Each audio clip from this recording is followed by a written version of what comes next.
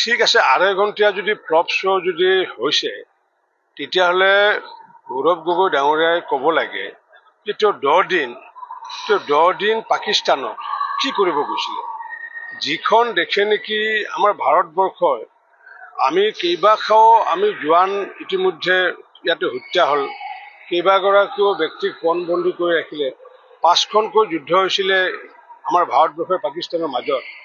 আনকি ক্ৰিকেট খেল এখন চলিলেও সকলো মানুহে ভাৰতক ছাপোৰ্ট কৰে, আৰু পাকিস্তানত যেতিয়া ক্ৰিকেট খেল মানুহে চাই থাকে তেতিয়া পাকিস্তানক ছাপোৰ্ট কৰে।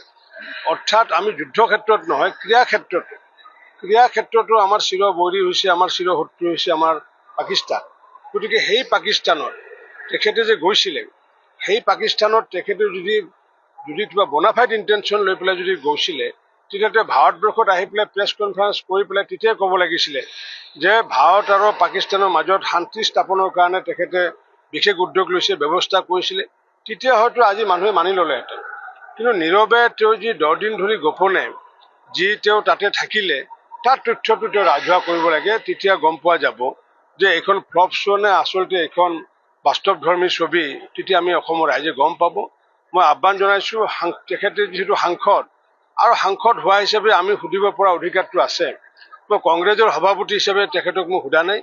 যিহেতু অসমৰ পৰা নিৰ্বাচিত হোৱা এগৰাকী সাংসদ, গতিকে সাংসদগৰাকী ৰাজহুৱা কৰিব লাগে তেওঁ 10 দিন তেওঁ তাত কি কৰি আছিলে, প্ৰতিটো বিষয় প্ৰতিটো সময় তেওঁৰ যি মিনিটছ টু মিনিটছ। সাধাৰণতে এজন VIP যেতিয়া বাহিৰত যায় তেওঁলোকৰ মিনিটছ টু মিনিটছ কাৰ্যসূচী থাকে।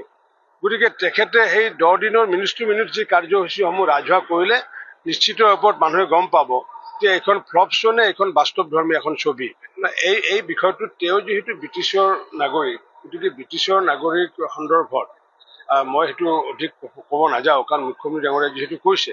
কিন্তু তেওঁ যিহেতু গৌৰৱ গগৈ যিহেতু সাংসদ, অসমৰ পৰা নিৰ্বাচিত হোৱা সাংসদ, গতিকে আমি জবাবদিহি কৰিব পৰা আমাৰ স্থল আছে, আমাৰ ৰাস্তা আছে।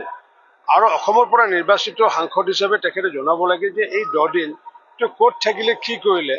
আমি যেনেকৈ মুখ্যমন্ত্ৰী ডাঙৰীয়াই যেতিয়া 2.5 ঘণ্টীয়া সাংবাদিকসকলক বুজাইছে বা তেওঁ তথ্যসমূহ প্ৰদান কৰিছে, ঠিক তেনেকুৱাকৈ তেখেতেও এখন 2.5 ঘণ্টাৰ সংবাদমেল পাতি পেলাই তেওঁ 10 দিননো ক'ত কি কৰিছিলে, কাক লগ ধৰিছিলে, সেই সমগ্ৰ তথ্য যদি তেখেতে যদি মুকলিভাৱে যদি প্ৰত্যাহ্বান জনায়, যে CBIক মুকলিভাৱে প্ৰত্যাহ্বান জনাইছোঁ, ভাৰতবৰ্ষৰ এনি এজেঞ্চিক প্ৰত্যাহ্বান জনাইছোঁ যে তেখেতৰ সেইকেইদিন 10 দিনৰ যদি ইটিনাৰী যি আছে, তেখেতৰ যি মিনিটছ টু মিনিট যি ট্ৰু ডায়েৰী আছে, সেই ট্ৰু ডায়েৰীখিনি তেওঁ যদি এৰি দিয়ে তেতিয়াহ'লে নিশ্চিত ওপৰত আগন্তুক দিনত ভাৰত চৰকাৰে যিহেতু তেওঁ সাংসদ, ভাৰত চৰকাৰে নিশ্চিত ওপৰত তদন্ত কৰিব পাৰিব বুলি মই ভাবোঁ।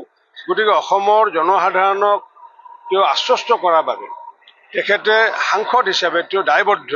মই আশা ৰাখিছোঁ তেখেতে যাতে এই ক্ষেত্ৰত যাতে অনতিপলমে যাতে অসমৰ পৰিৱেশটো তেওঁ যাতে অধিক যাতে বেয়ালৈ নিনিয়ে।